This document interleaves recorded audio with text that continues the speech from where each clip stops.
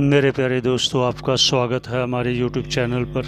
सभी के मंगल की कामना करते हुए, जैसा कि प्रतिदिन हम पंचदशी का दूसरा पंचभूत विवेक प्रकरण महाराज जी के श्रीमुख से श्रवण कर रहे हैं। आइए आगे 74 नंबर श्लोक से आगे व्याख्या श्रवण करते हैं महाराज जी के श्रीमुख से, पुनः पुनः सभी के मंगल की कामना करते हुए। आइए।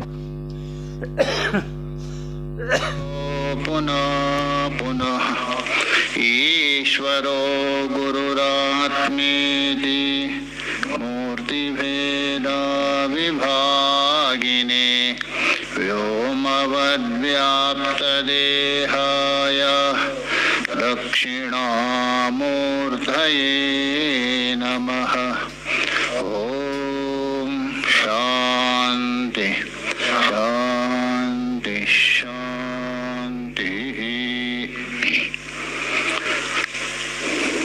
हम लोग विद्यारण्य मुनिकृत पंचदशी के दूसरे प्रकरण को लेकर चिंतन कर रहे हैं। यदि आपका चित्त व्यग्र है, अनेकाग्र है, चंचल है, उस कारण से निश्चय नहीं हो रहे, तो उसके लिए ध्यान के द्वारा क्या करो, अप्रमत्त हो जाओ। बिल्कुल ध्यान का मतलब ध्यान उपलक्षण उपासना, वेदांति के दृष्टि से निधिध्यासन आ जाएगा, वो कर दे दो। और यदि आपके अंदर संशय है, कौन सा संशय, प्रमाणगत संशय अथवा प्रमेय संशय। संशय भी दो होता है, प्रमाण में भी संशय होता है और प्रमेय में भी होता है। प्रमाण में यदि संशय है, शास्त्र का श्रवण करो ठीक से, परोक्ष ज्ञान। और प्रमेय में यदि संशय है, मनन करो। तो इसलिए यहाँ प्रमाणा युक्तिभ्याम श्रवण मननाभ्याम, प्रमाण और युक्ति से अथवा श्रवण मनन से क्या करो, संशय को हटा दे दो। ये उपाय तभी जाके आपका मन बिल्कुल स्थिर होगा। यदि स्थिर हो गया, आप निश्चय होगा सत अलग है, आकाश उसमें कल्पित है। शायद यहाँ तक हुआ था ना, हाँ 73 तक हुआ था ना। आगे देखिए, ततोपि किमित्यदाह। चलो इस प्रकार निश्चय तो हो गया, इस प्रकार संशय और अनेकाग्रता से रहित होकर निश्चय हो गया। तो निश्चय होने पर भी क्या होगा बोला, तो तस्मादपि, तस्माद का मतलब रूढ़तमा होने पर भी। किमित्यदाह, इसे क्या सिद्ध हो गया, क्या प्रयोजन है, ये प्रश्न है। उत्तर दे रहे आहा, सुनो, श्लोक देख लीजिए। ध्यानाद मानाद युक्तितोपि रूढ़े भेदे वियत्सतः न कदाचिद् वियत्सत्यम्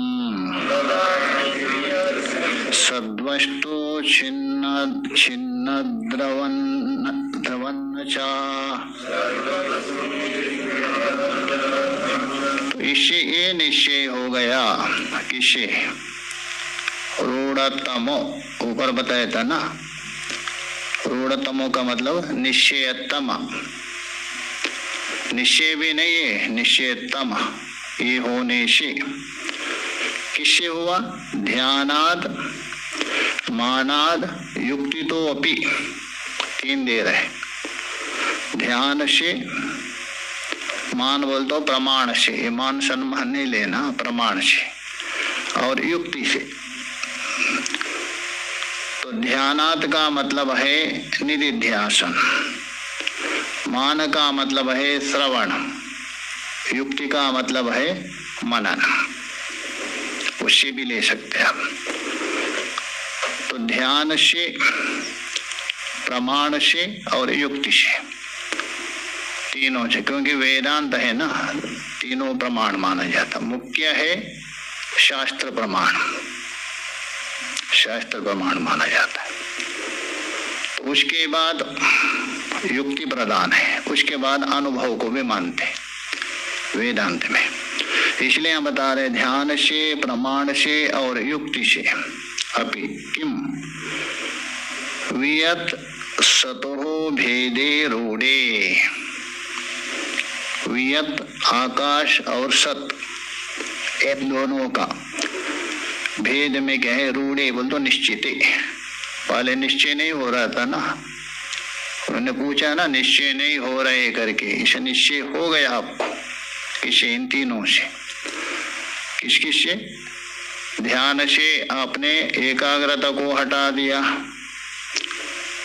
और मान और युक्ति से अप्रमत्ता को हटा दिया। अप्रमत्ता नहीं, इसको चंचलता को, दो बताया था ना। अप्रमत्ता को हटाने के लिए ध्यान हो गया, चंचलता को हटाने के लिए मतलब संशय को हटाने के लिए संशय हटाया इन दोनों से। किससे? मान और युक्ति से।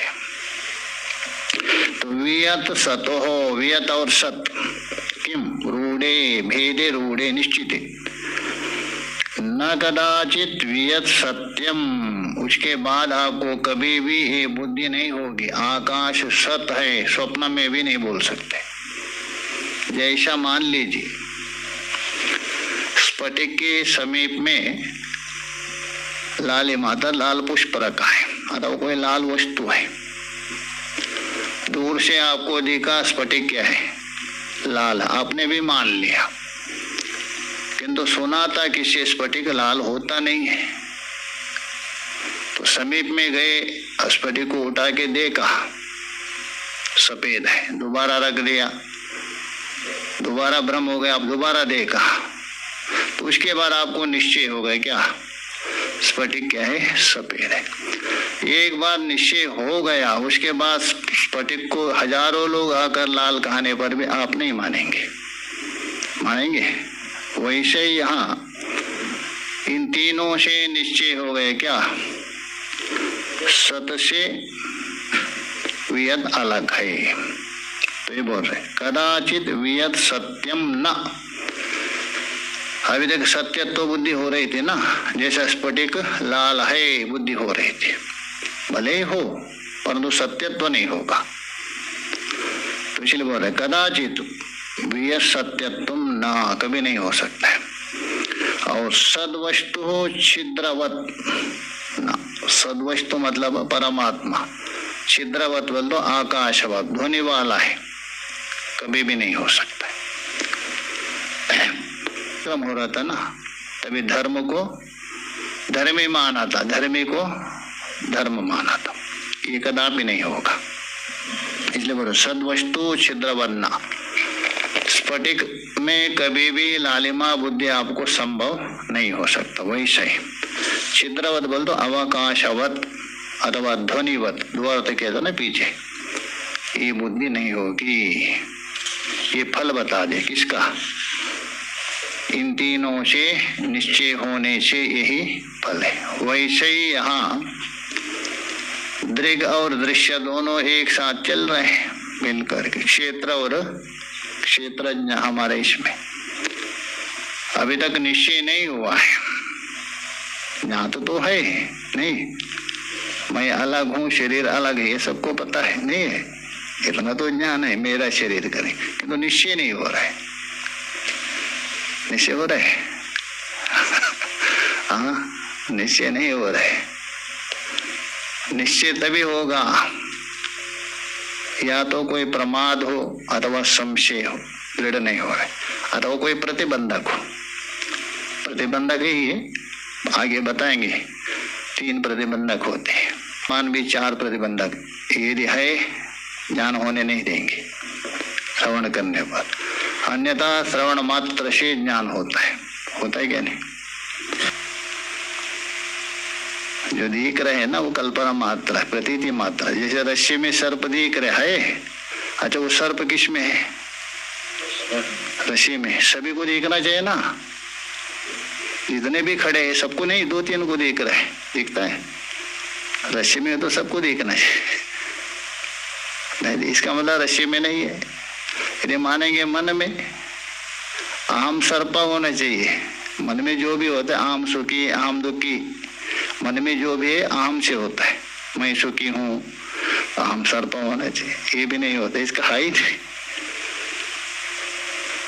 यदि रस्सी में है, जितने भी लोग हैं सबको देखना चाहिए। गुरु को नहीं देख रहे, शिष्य को देख रहे सर्प, इसका मतलब नहीं है रस्सी में होता। जैसे घड़ी है, जितने भी बैठे घड़ी रूप से देख रहे हैं, तो वहां सब सर्प सबको नहीं। भूत में पिशाच देख रहे, 2 को देख रहे, एक को भूत पिशाच नहीं देख रहे। यदि पिशाच हो तो सबको देखना चाहिए ना, इसका है ही नहीं वहां, इसलिए मात्र कल्पित है। बस ये कल्पना इतना सत्य दृढ़ हो गया, इतना दृढ़ हो गया भयंकर, जन्म जन्मांतर से।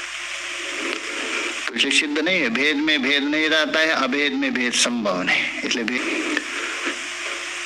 वियत सत्व विवेचने फलमाह।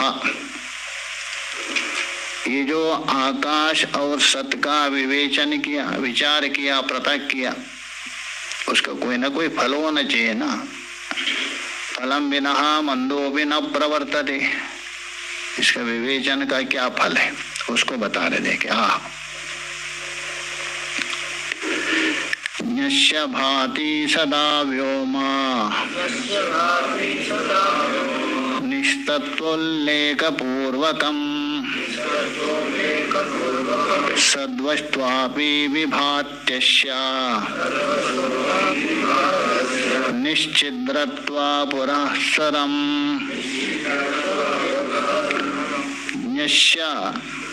न्यस्य का मतलब है आकाश और सत के भेद को जानने वाले। न्यस्य बोल दो जानने वाला, किसका? अध्यार कर दीजिए। आकाश और जो सत, इन दोनों का यथार्थ वास्तविक जो भेद है उसको जानने वाला। केवल शब्दता मात्र नहीं है, शब्दता हम भी मानते हैं, 2 शब्द प्रयोग कर रहे हैं, आकाश और सत करके। ऐसे जो जानने वाले अर्थात विवेकी, निश्चय बोल तो ज्ञानी, विवेकी, उस विवेकी को आकाश